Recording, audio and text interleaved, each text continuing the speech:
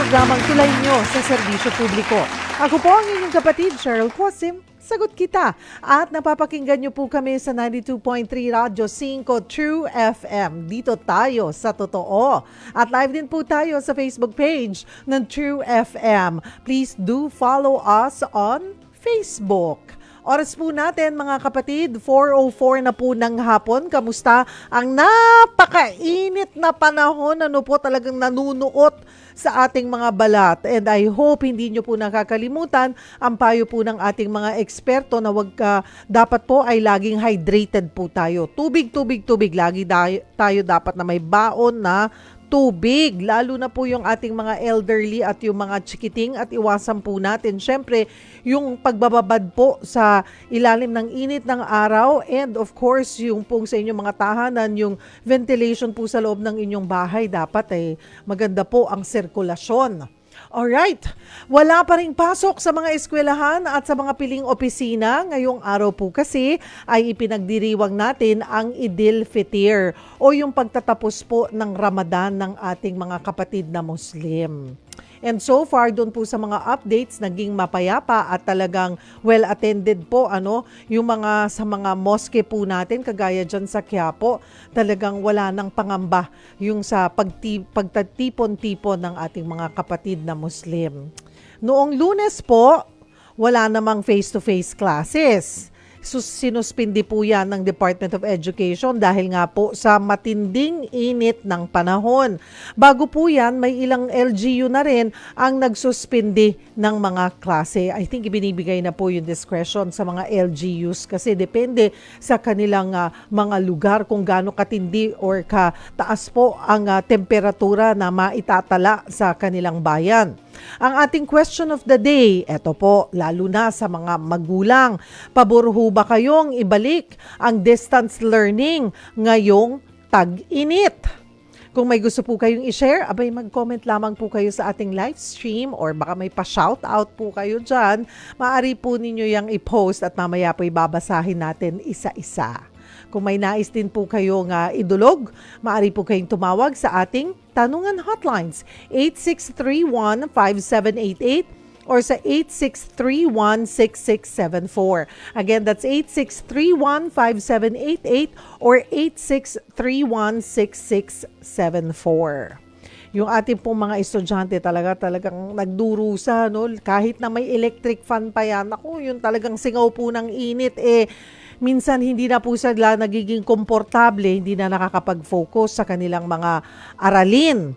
So may mga katulad po na nabanggit ko kanina, may mga ilang eskwelahan, may mga paaralan na po na nag-declare nga po na walang pasok or bumabalik sila sa virtual or distance learning. Tingnan nga po natin ang sentimiento rin po ng ating mga guro. Kasama po natin live via StreamYard si Sir Benjo Basas, ang chairman ng Teachers Dignity Coalition. Teacher Benjo, magandang hapon! Yes, Ma'am Cheryl, magandang hapon po. Magandang hapon sa lahat ng mga nanonood na ikinig sa atin. Thank you for joining us this afternoon. Ano naman ang reaksyon or sentimiento ng ating mga guro pagdating po dito sa suspension nga ng face-to-face classes sa buong bansa nitong Lunes? Well, practical naman yung Monday po na decision ng DepEd sa tingin namin kasi naipit siya so yung Martes at Miyerkules wala tayong pasok galing din tayo nun sa weekend so Sabado at Linggo parang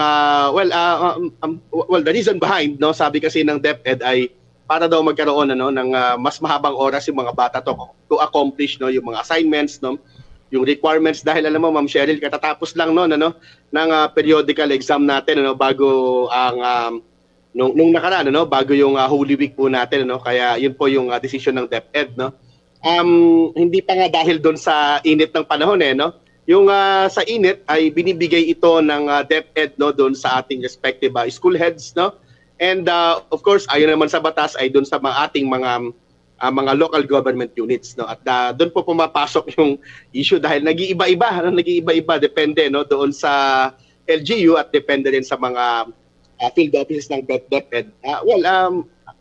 maintindihan naman natin dahil iba-iba rin naman yung sitwasyon ng init. But nevertheless, Ma'am Cheryl, no, kami hindi rin namin gusto itong mga asynchronous classes, itong mga distance learning modalities na ginagawa natin, no, sapagkat napatunayan na hindi ito effective no. Pwede lang natin gamitin ito sa mga panahon na meron talaga tayong sabihin na nating mga crisis at merong mga necessity, no, gaya nung nangyari po nung pandemic po. Kasi simula pa lamang po ng tag-init, Teacher Benjo, ano po yung impact kung sakaling marami pang suspension sa mga susunod na linggo? Ito yung mahirap po dito, Ma'am Cheryl, no. Tama kayo kasi simula pa lang, no. In fact, first day ng April, no. At lalabas ngayong second hanggang up to second week ng April. Halos lahat 'yan ay na-consume, no, natin, no, doon sa iba't ibang mga suspension ng face-to-face classes, no? So, yes. What could we expect, no? Hanggang May 31 lang po as per DepEd calendar po, no, yung school year natin na ito, no, matatapos tayo by May 31. No, so nawala na tayo ng practically 2 weeks na. No, so kulang po ito, no. Kaya nga sabi namin dapat ang approach natin na hindi lang simple reactive, no? Dapat strategic, no, yung magiging approach po natin dito sa susunod na school year po. Kung next school year, pero ito parang lumalabas po na aminado po tayo na kulang na yung mga araw para matapos yung plan, yung mga ano po ng mga dapat ituro po sa ating mga estudyante. Paano po, kumbaga, paanong strategy ang gagawin ngayon ng mga teachers? Teachers ang mag-a-adjust kasi yung mga estudyante, ay, walang pasok, fine, okay. 'Di ba? Ganon, masaya sila.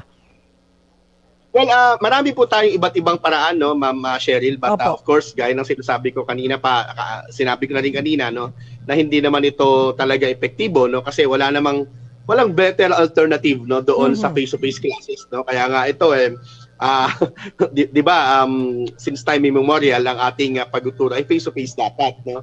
Ngayon, yung ating mga iba't ibang paraan, yun ay mga paraan, no, to cope up, no, yun ay mga paraan, no, para makahabol lamang, no. Kaya nga isa ding recommendation namin, alisin yung Catch-up Fridays, no, para ma-consume yung bawat natitira nating Fridays, no, na dito sa pag-aaral, sa teaching and learning process, no. At syempre may mga ginagawa din naman po kami, no, individually and collectively, no, bilang mga guro, no, at bilang mga eskwelahan, ano po, may mga program din naman para makahabol, no. At of course, no, yung modular, no, at yung ikipag-usap sa mga bata at kanilang mga magulang online ay ginagawa rin natin yan para after natin, no, kasi by the way, yung May 31 na sinasabi ko, May 31 officially, that's the end of our school year, no. Pero sa totoong buhay, May 29, no, Ma'am Cheryl, no, doon na pwede magsimula yung end of school year rides, graduation programs, no. Ibig sabihin talagang talagang bawas na, no, yung oras po natin unless magkakaroon ng adjustment yung DepEd. Pero sa tingin namin, Ma'am Cheryl, diretso na natin ito, no. After all, ito yung mga lessons, no, na pwedeng makapagbigay sa atin ng idea, no, on how to respond naman, no, for the next school year, and paano natin naayusin, no, yung ating susunod na school year, at paano tayo makakabalik, no, immediately doon sa gusto ng lahat, no, na June to March cycle, and we have actually a proposal on that then. And it's something naman talaga na kino-consider na ibalik. Kaya lang, hindi naman pwedeng next school year na agad. Ito, balikan ko lamang po, ito nga, sabi nyo, practically ngayong buwan ng Abril, parang 2 linggo na yung nawala po sa ating calendar, school calendar, also because of mix na, maraming holidays, and then also yung sobrang init ng panahon.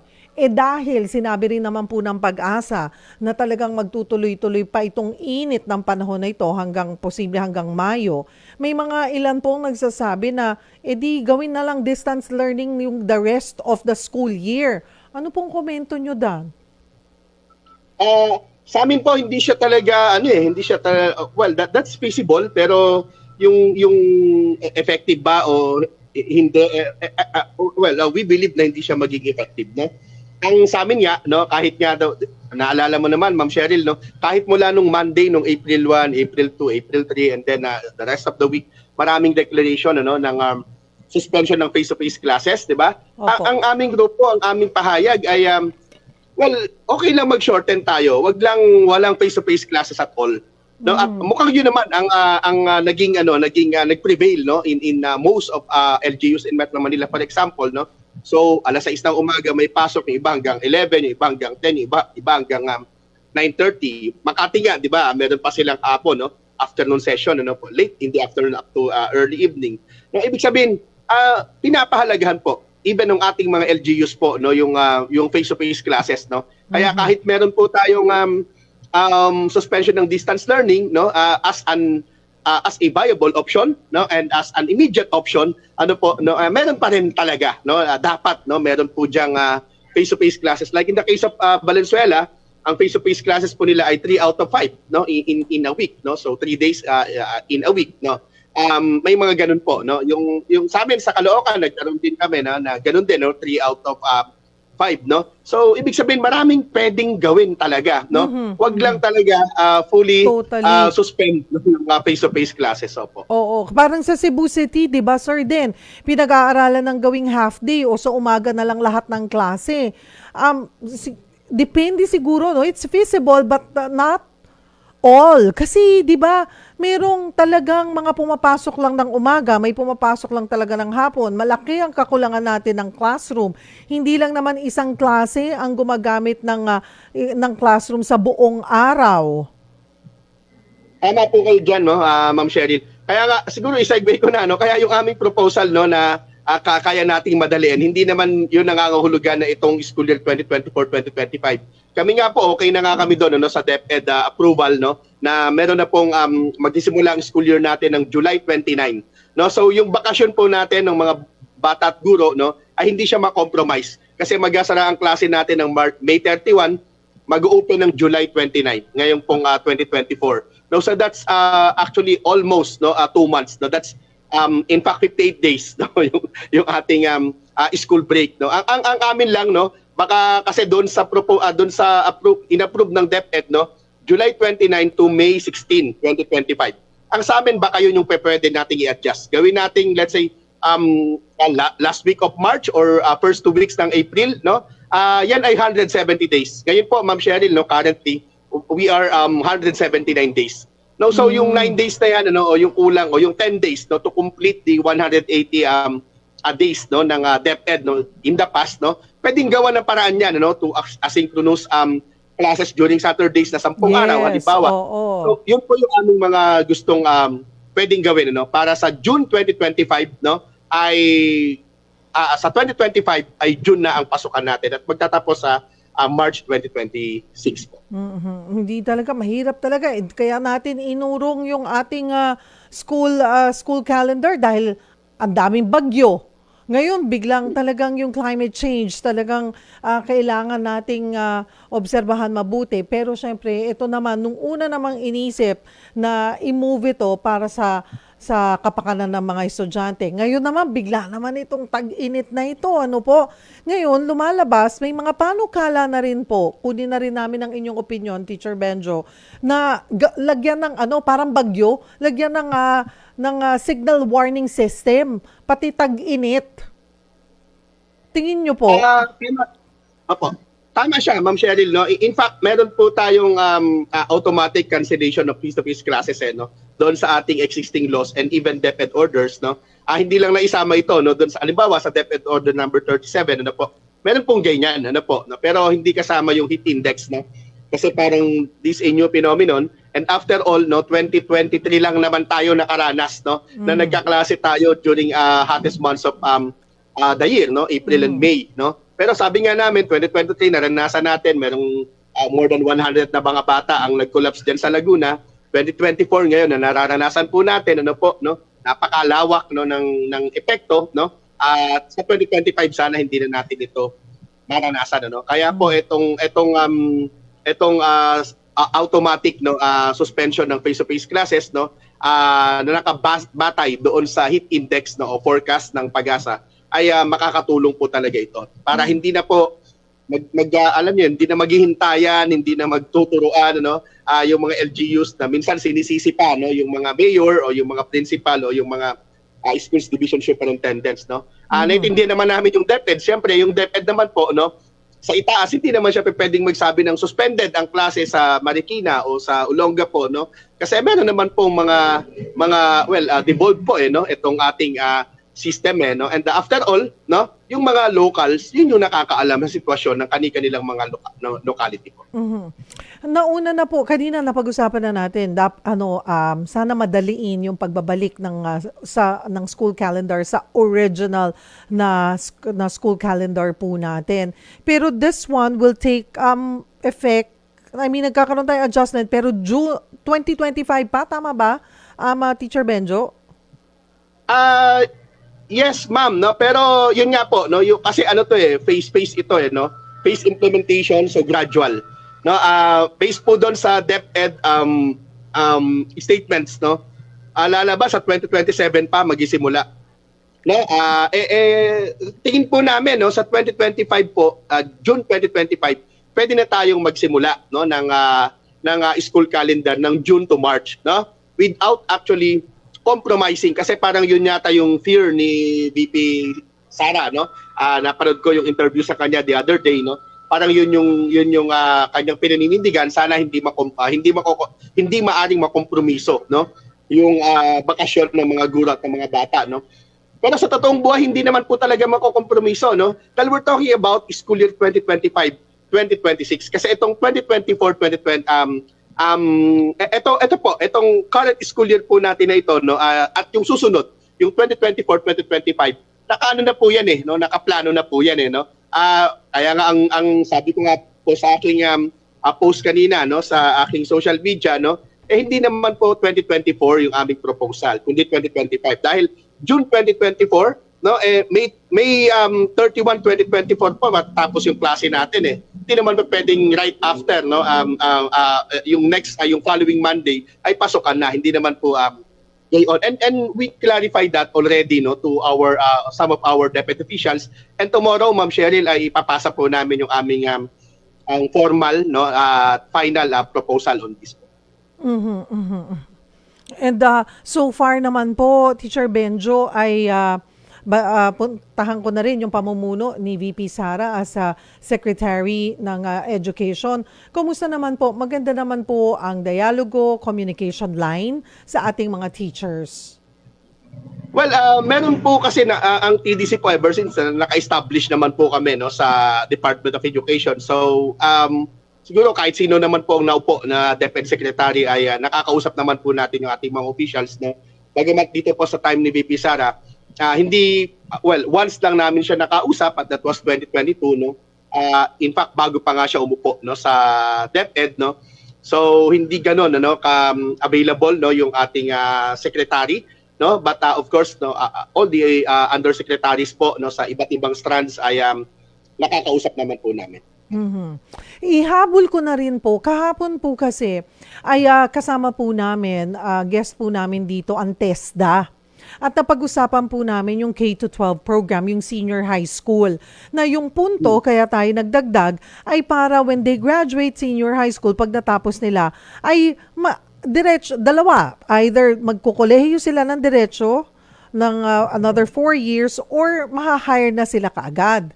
Kaso nakita nilang challenge, observation, ay hindi na-hire agad kasi walang certification. Bumabalik sila sa TESDA or nag-take pa ng additional courses sa TESDA to get the certification. So ngayon, ang plano din po ay, I'm not sure kung na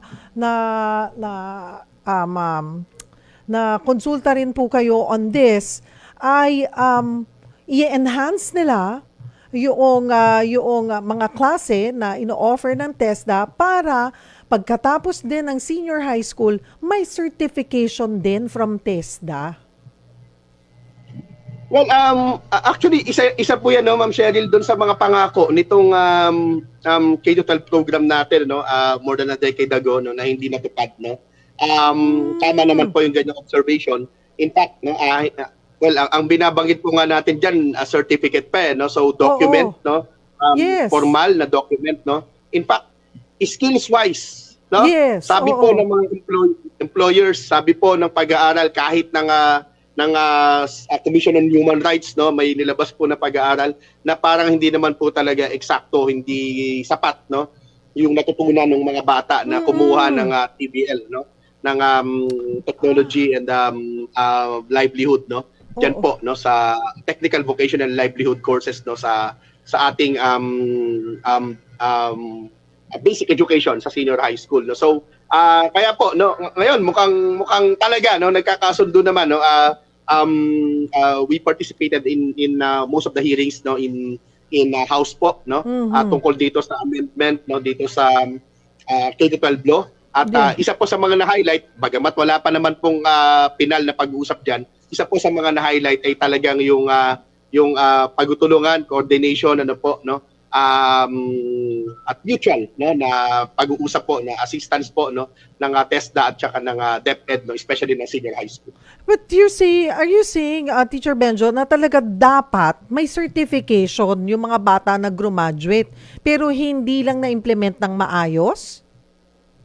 Hindi naman po yun kasama sa program, as far as I know. Hindi naman po yun kasama sa program ng DepEd, no? Pero dapat meron. No? Dapat po meron. Kasi isa nga ito sa promises, no, ng K-12, no? Pagkatapos ang bata na mag-graduate ng high school, ng senior high school, since 18 years old na siya, employable na siya. Yes. Ang problema, wala namang empleyo, no? At walang dokumento, no, na siya ay pwede nang employ, no, lalo na kapag kailangan po yung mga national certificates po na kagaya nito. At ngayon nga, ito na ang pinupush ng head po ng TESDA na mangyari na ito, which is really good. Kasi kawawa, parang walang point, diba? Nasira yung yung purpose ng pagkakaroon ng 2 more years ng ng pag-aaral nitong mga batang to. Kung ganun din naman pala, diretso, okay, natapos sila, ay, kailangan ko pa rin palang mag-extra hours or kumuha ng extra courses para makakuha ko ng certification mula sa TESDA. And mas nakakatipid din ng pamahalaan natin kasi ito na diba? Doon sa mapupunta yung ibang budget na dapat doon sa mga scholars na may iba pang mga gusto outside the K-12, matitipid nila yon. At least nandito, hindi na sila kailang mag-enroll or mag-accommodate ng more students, mapunta na doon sa dapat na lamang. Which is good. Well, sana this year, this coming school year, diba? Teacher Benjo, ma-implement na yon.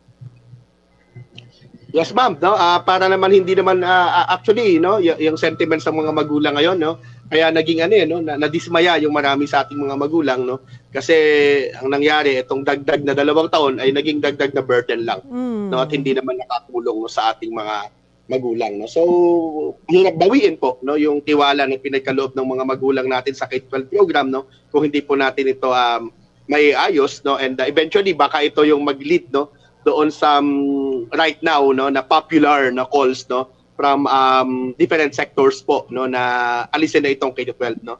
So mukhang malalim pa na usapan naman po 'yan at sa Kongreso may debate pa po diyan, no. So pero tinitignan natin bakit po nagkaganito, what went wrong. Well, so far yun naman ang pangako ni Yusek. Ang guest ko po kasi kahapon ay si Yusek John Bertiz. So at least natututukan po this time, and I think yun talagang gusto ni Secretary Mango Dadato na yung bago pong TESDA head natin. Well, maraming salamat po for your time, Teacher Benjo, Sir Benjo Basas, ang chairman ng Teachers Dignity Coalition. Magandang hapon po. Yes, ma'am. Maraming salamat din po sa opportunity. Thank you. At mga kapatid, mamaya ay kakambyo naman po tayo sa ibang usapin.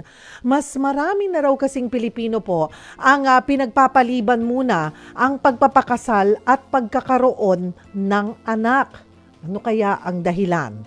Populasyon po ang ating tututukan at baka po kayo'y may opinion on this. Please do post it sa ating live stream at mamaya po ay babasahin natin yan isa-isa. Kung kayo po'y may mga gustong tanong, maaari rin po kayong tumawag sa ating tanungan hotline sa 8631-5788 or 8631-6674. Huwag po kayong bibitaw, magbabalik ang programang Sagot Kita! Nagbabalik po ang programang Sagot Kita. Kasama pong inyong lingkod, Cheryl Cosim. Eto na po, sa ating next topic naman ngayon mga kapatid. Mas marami na raw kasing mga Pilipino ang pinagpapaliban muna yung pagpapakasal at pagkakaroon po ng anak. Ibig sabihin, mas marami na po yung pinipiling makipag-live-in muna imbis na magpakasal agad. Ano kaya ang dahilan? At this point, makakasama po natin via StreamYard si Ms. Mylene Mirasol Kiray. Siya po ang Acting Chief ng Knowledge Management and Communications Division ng Commission on Population and Development o CPD. Magandang hapon po sa inyo, ma'am. Thank you for joining us. Ay, ayun. Akala ko nakamute. Hello, good afternoon po. Okay, ito parang bago sa pandinig natin to or baka marami yung talaga nasa aging population na ba tayo? Kasi 'di ba yung populasyon ng isa po natin sa problema noon na talagang ang taas po ng pagdami ng mga babies nanganganak. Okay, ngayon po mas marami ng Pilipino ang pinipiling wag munang bumuo ng pamilya. Kailan po natin nakita itong trend na ito? Alright. So, nakita po natin siya during the pandemic na noong 2019, ang mga pinapanganak ay more than 1.6 million Filipinos. Tapos, noong 2020, nag-dip siya na more than 1.5 million. And it dipped further in 2021 to more than 1.3 million. Although nag-rebound naman na siya in 2022 to more than 1.4 million. Pero makikita natin na during the pandemic, we were expecting a boom in population. But contrary po to what we were expecting, hindi nangyari. So instead of it talaga na increasing, nag-dip during the pandemic. And yung mini-mention po natin ay galing dito sa ating registered live births from the Civil Registration and Vital Statistics ng Philippine Statistics Authority. Ano yung nakikita nating dahilan? Iba nga, yung sa ine-expect natin, kabaliktaran yung nangyari. Realization na, teka, yung walang yung walang kasiguruhan ba? Kasi tumigil talaga tumigil ang mundo. Walang trabaho, walang kinikita. Kaya more than yung nag-e-enjoy or naglabing-labing, siguro mas na-stress yung mga tao na, yun nga lang tayong dalawa, hindi na natin mapakain or may isa tayong anak, hindi na natin mapakain or nangangamba tayo kung may mapapakain tayo or wala. Bagamat, mayroon namang mga ayudang nakukuha. Mas nag-isip ang mga tao. Ganun ba yun, Miss Mylene?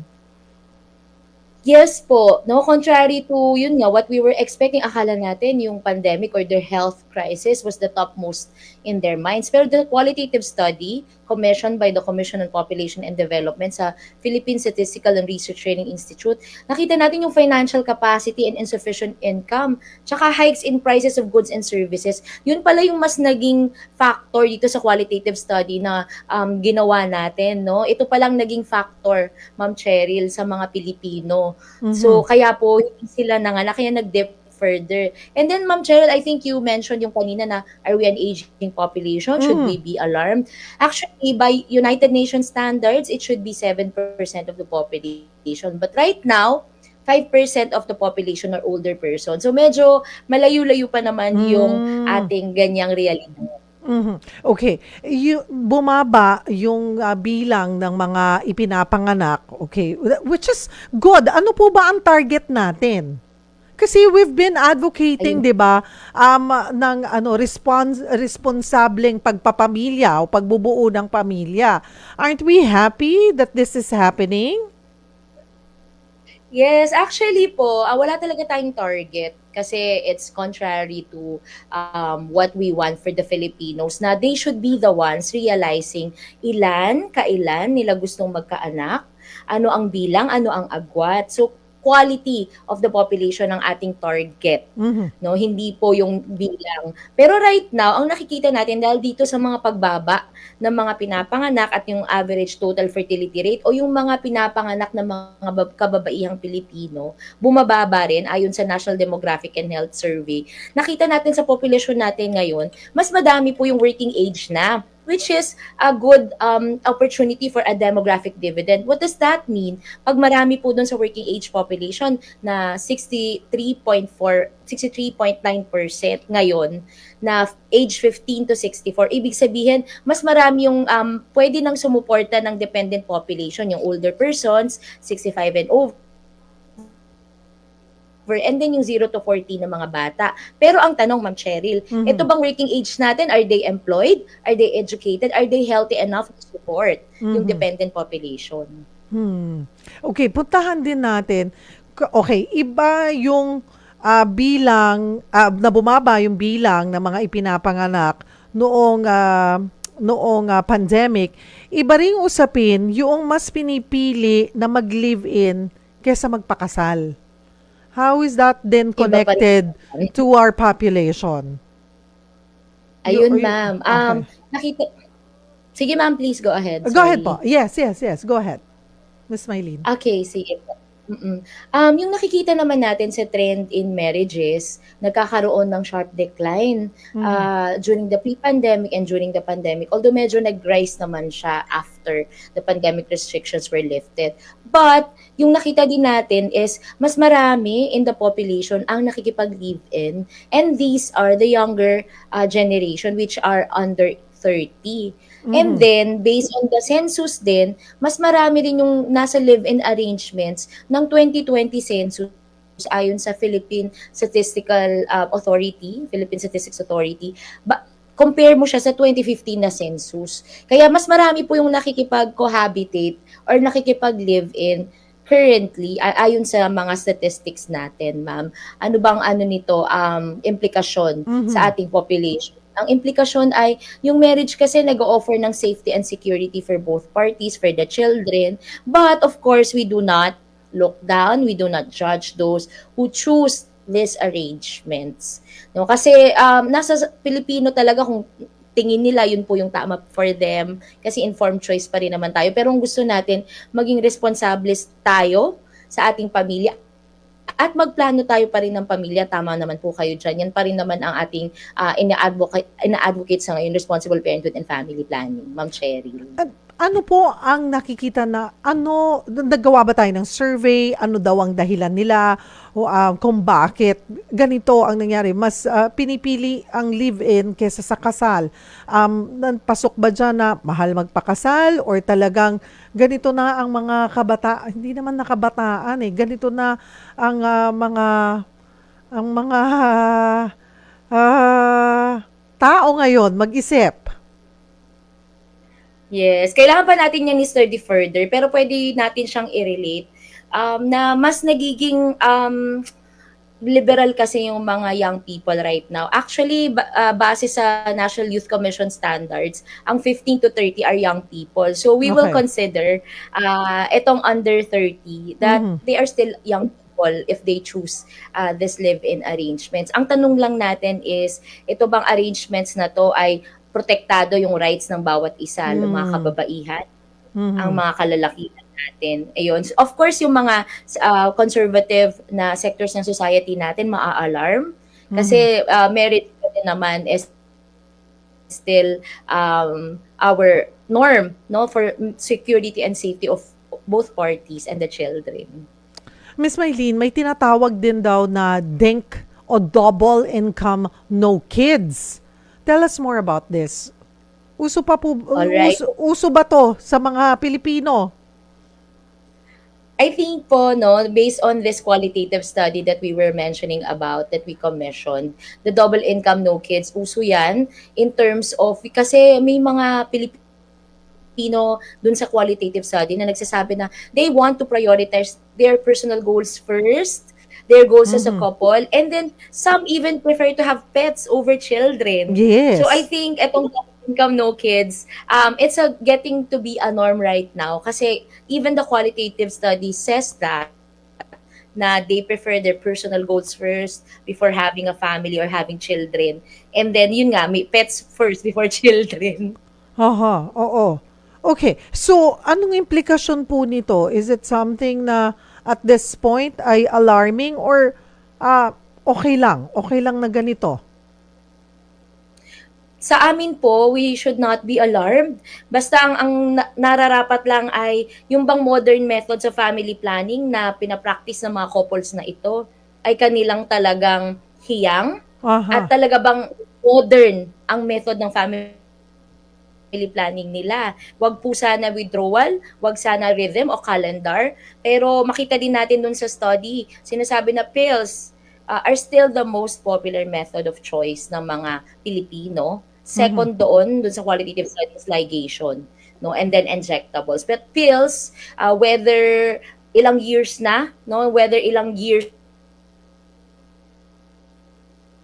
na na-survey, yung pa rin naman yung pinaka most popular choice. And women still carry out the FP decisions or family planning decisions compared to men So, na nakakalungkot in a way din, din mas din ay masas... mag-take part.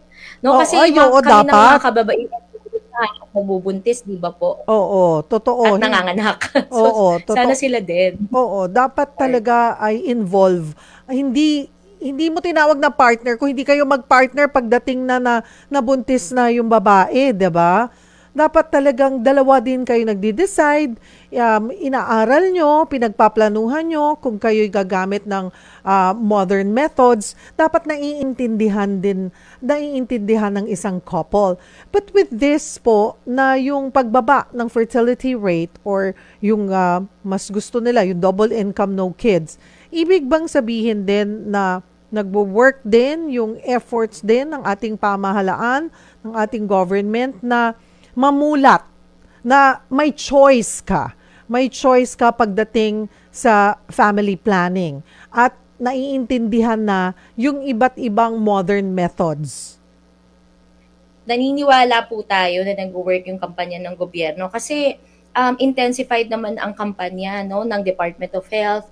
Kami sa CPD, sa Komisyon sa Populasyon at Pagpapaunlad, ng ating mga local government units.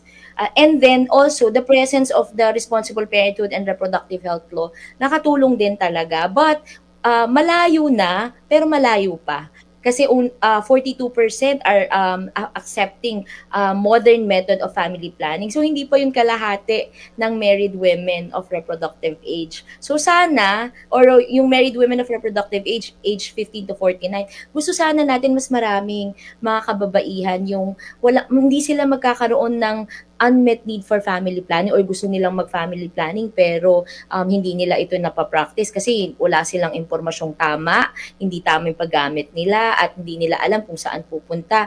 Sa mga nakikinig po, libre ang family planning sa ating mga rural health units saka sa ating mga health centers. No? So pwede po kayong pumunta dyan, may iilang local government units din na nagbibigay ng libreng ligation, libreng implant, libreng vasectomy. So ayan po, Ma'am Cheryl. Oo, at may choice po kayo. May choice po kayo at isabihin nyo lamang po sa ating mga health worker, ipaintindi po sa inyo, huwag kayong mahihiya o matatakot na magtanong. Katawan nyo yan. And ideally, kung pupunta po kayo, kayong dalawa, kayong mag-partner para kayong dalawa ang magde-decide on that. Para at the end of the day, dalawa kayong magtitinginan pag may, gagawa magde-decide doon sa inyong sitwasyon. Okay, Miss Mylene, bumabagal nga yung ating overall birth rate, pero ang alarming din naman, tumataas yung kaso daw ng teenage pregnancy. Tama po kayo dyan. Yun nga yung contrary na situation. Nakikita natin mas makakonti yung pinapanganak ng mga kababaihang Pilipino. But yung ating 0 to 14 at 15 to 19, yun naman ang tumataas sa ngayon. So, yun talaga, nananawagan naman kami at nagpapasalamat kami, Ma'am Cheryl, kasi tumutulong po kayo na nasa media na talagang i-lead yung itong call namin na ipasa na talaga yung Adolescent Pregnancy Prevention Bill base sa mga tumataas. And, Ma'am Cheryl, ang very alarming ay may recorded na tayo na 9 years old na nanganak. So, ibig sabihin, 8 years old, buntis na siya. So, maaga yung kanyang menarche o yung unang mens niya. Kaya, I think it's really time for us to issue also an Executive Order 141 no, na talagang pinapanawagan muli na ang adolescent pregnancy ay urgent national priority at ipasa na ang ating adolescent pregnancy prevention bill para mas matutukan natin ang issue na ito, Ma'am Cheryl. Can Kasi you give us, alarm. Miss Maylene, can you give us more details on this bill? Ano po ang nilalaman ng bill na ito? Alright. So itong bill na 'to 'pag napasa siya, magkakaroon ng isang committee na talagang tututok sa issue na 'to. Ito lang talaga yung kanilang focus. So magkakaroon ng mas maigting, no, na pagtingin at saka focus dito sa issue na 'to, sa adolescent pregnancy prevention. And at the same time, dito din sa bill na 'to, nais nating i-address din, no, yung ating parental consent sa mga nabuntis na. Kasi ngayon, dahil sa law, no, ng Republic Act 10354, bawal kasi talaga na mag-access ang mga minors below 18 ng family planning methods. So itong bill na to, isa yun sa mga i-address niya. No, na pag nabuntis at nanganak ka na, kailangan talaga open for you ang family planning. Kasi nakita din natin sa data na ang repeat pregnancy yung nakikita nating nangyayari dito sa mga kabataan. Kasi doon sa mga qualitative data ng mga pag-aaral natin, yung mga nabuntis ng maaga, pinapasama po doon sa nakabuntis. At if you look at the age, Ma'am Cheryl, yung may mga age po doon na ang nakakabuntis sa mga teenagers natin, meron pang senior citizen. Oh my And those who are goodness. older than them. So there might be sexual abuse or coercion involved there, although we cannot say for sure because it's qualitative data. But yung pong bata ka pa lang na nabuntis at nanganak at mas doble ang edad na nakabuntis sa'yo, di meron na pong imbalance right then and there. Diba? Can you really speak in the relationship kung super tanda yung nakabuntis sa'yo?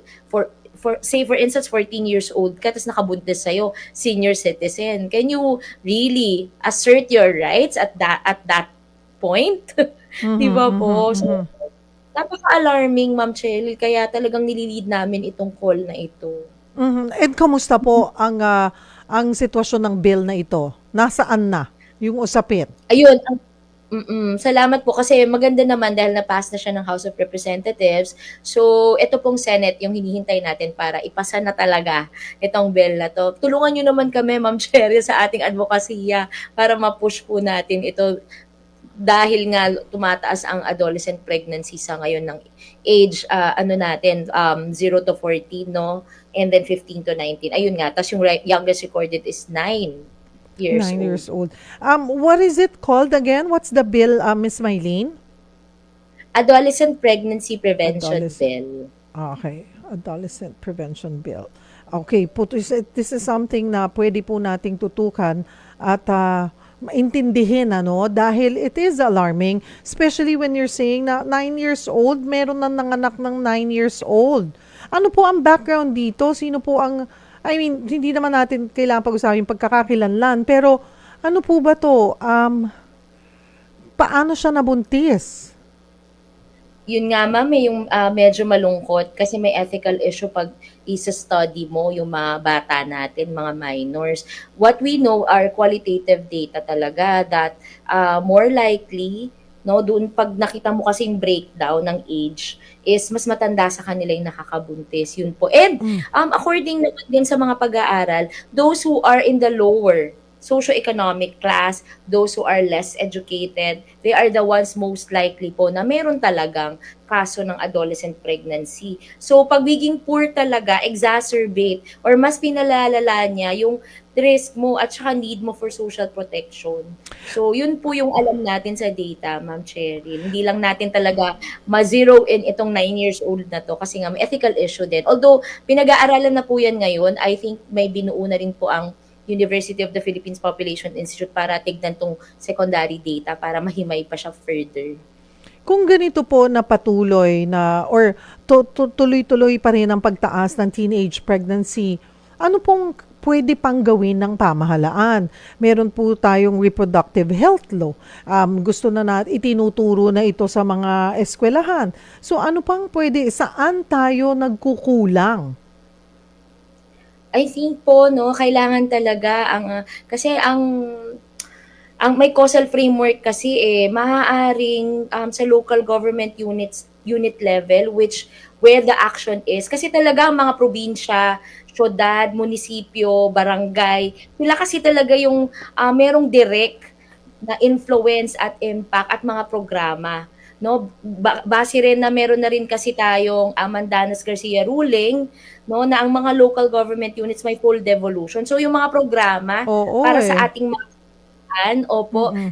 nakasalalay talaga sa kanila. So kami sa national government, nakikipagtulungan kami na dapat we are leading the call to them na dapat mag-invest ka sa young people, sa adolescent health and development, sa responsible parenthood and family planning para maiwasan yung pagbubuntis. Kasi may framework po ito yung pagbubuntis. So pag nabuntis ang isang kabataang Pilipino, maaaring yung life skill niya to say no, Mhm. involved yung parents niya o yung family where she is, Mhm. no, where is hindi nakikipag-usap yung magulang, which is only 10% of Filipino parents communicate about sex and sexuality with their children according sa Young Adult Fertility and Sexuality Study. No, Mhm. so dapat kasi parents po talaga na it could start as simple as good touch, bad touch, teaching them na pag may humawak and calling our private parts, no, ng vagina and penis, like our eyes, our nose, our ears. 'Di ba Mhm. po? Na pag may humawak sa'yo in your private part, no, and you feel violated, your safety and security, run to a trusted adult around you and tell that trusted adult, no? Mm. And recognize mga danger signs. It could start as simple as that, ma'am. And then also, yung comprehensive sexuality education sa school, tinuturo naman siya na i-integrate, no? So, ang dami na ding players na nagwo-work. So, kailangan Mhm. talaga mas masusing pagbibigay ng focus siguro ang ating mga local government units Ang kasi the action lies with them. Opo. Pero ang mahirap diyan, Miss Mylene, nakikita natin yung ganitong sitwasyon sa poorest of the poor. So, mga poorest provinces. Ang mahirap dito sa mga mahihirap na probinsya or mga bayan, wala rin silang budget. 'Di ba? Kung ipa-prioritize, oo, naintindihan natin na we're pushing na i-prioritize nila, bigyan ng prioridad. Pero I'm sure isasagot sa atin, may mas priority kami kesa muna dyan. Tapos dahil nga devolve na, ang hirap. Sila ang maglalaan ng budget on that. Sila yung maglalagay ng efforts. And I don't think talagang mabibigyan ng halaga. So dapat siguro yung poorest of the poor na mga probinsya at mga bayan, tulungan ng national government, laanan, ambunan ng budget on that, or yun doon mag-reach out. Kasi, at saka din yung, yes, itinuturo ito sa mga paaralan. Na-check din ba natin na komportable ba at may kaalaman ba talaga sa tamang pagtuturo yung mga nagtuturo nito? Tama po kayo, Diba? Ma'am Cheryl. Oo. Mm-mm. Pagtulungan natin Yung yan, Miss Mylene. Maybe, I'll visit your office and we could do a project or something on this na pwedeng yung mga, yung mga foundations or private sector na rin ang tumulong dito sa mga lugar po na ito. Na kahit na anong push kasi natin na i-prioritize nila, kung wala naman silang ilalaan or walang pagkukunan ng budget, wala po talagang mangyayari. Ano po? Opo. Pero dapat din po kasi pag local government unit ka, makikita mo po ano ba yung napaka-importanting population and development situation ng local government unit mo. Doon mo po ilaan yung iyong budget kasi mas malaki po yung budget na nila ngayon kasi nga nagkaroon po ng Mandanas Garcia ruling. So yung national tax allotment, mas malaki po yung Malaki share na. na nila. Sana So, sina mayor. 'Di ba? Bigyan nyo naman po ng halaga itong parting ito. Lalo na kung may datos naman po kung saang mga probinsya or mga bayan ang mataas ang teenage pregnancy. yes At po, least it's doon man lang, Calabarzon. 'di ba? Doon muna tayo magsimula. Calabarzon Region 3 Oh, NCR wow. because of the sheer size then of the population, no? So Calabarzon Region 3 NCR, yan yung matataas yung adolescent pregnancy. Mm-mm. But because sila rin yung matataas ang populasyon. Mhm. Kaya yun, Eh, opo, and then yun po yung nakikita natin sa data, yun ang top 3. And then yung top 4 and 5, top 4 would be there in the Central Visayas, and then top 5 is Northern Mindanao or Region 3. Ay, Region 10, Tapos sorry. ibaba So, natin si kapitan, mga barangay. Bigyan nyo po ng halaga kasi hindi naman kakayanin lahat yan ni Mayor. Pag alam nyong mataas ang populasyon sa inyong barangay, dapat sa inyo rin po nagsisimula yung mga ganyang programa, yung information dissemination. Kailangan ma-empowered talaga, lalo na ang mga kabataan, on how they're gonna protect themselves. O yun. Sayang po at kapos na tayo sa oras. But thank you for your time and siguro ulitin natin to, ma'am. Talagang mas himayin natin para din mas marami din po tayong mga kababayan ang ma-inform. Especially, sabi nyo, even pala Calabarzon, considering na masasabi din natin na mga progresibong bayan na rin po ito. opo, yun. Because of the sheer size of their population also, kaya Calabarzon, 3 and NCR. Salamat po sa Mataas. inyong oras, Miss Mylene. Thank you for your time. Ayan po si Miss Mylene Mirasol Kiray, ang Acting Chief ng Knowledge Management and Communications Division ng Commission on Population and Development. Mga kapatid, abay 20 segundo na lamang at 5:00 na. Marami pong salamat sa mga nag-message po, si J.R. Cruz, si Nanet Verayo, Betchay Maming, Carmelita Hermonsada, si Maria Lourdes Nercua, King Brown, Edna Lustica Suerte, and Romeo Rosas. Pasensya na po't hindi po namin na basa na yung inyo pong mga mensahe. Babawi po kami next time. O dyan po nagtatapos ang 1 oras na tanungan at sagutan. Bukas, usapang kalusugan po tayo. At syempre, ang ating katuwang, MX3. Ang ating tututukan, mga karamdaman ngayon tag-init. Ayan, ulitin po. Magiging makulit po kami kasi hindi po biro itong pwede pong ating maranasan na posibleng heat stroke at heat exhaustion. O magsama-sama tayo ulit bukas 4:00 po ng hapon dito sa programang Tulay Nyo sa Serbisyo Publiko. Ako po ang inyong kapatid, Cheryl Cosim. Sagot kita!